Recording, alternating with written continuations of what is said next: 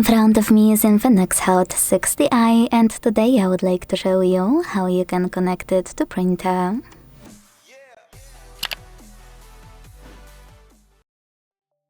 First of all, go into Settings and tap on this section called Hotspot and Connections. Then scroll down a tiny bit to hit Printing and tap on Default Print Service or any other service you have and wanna use. Don't worry, they all turn on the same way, so just tap on yours and click on gray switcher at the top right corner to activate it.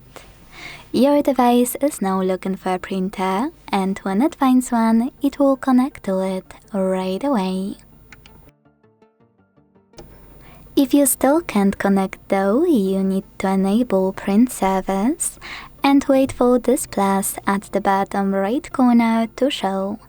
When it does, click on it. And if your printer supports Wi-Fi Direct printing, use gray switcher next to it to activate it. For it to work, you need to hit Allow in the pop-up and then tap on Find Wi-Fi Direct printers so your device can search for yours. You can also click on Add Printer by IP address, input it here and select Add to connect manually. Thanks so much for watching. If you enjoyed this video, don't forget to leave a like, comment and subscribe. Bye!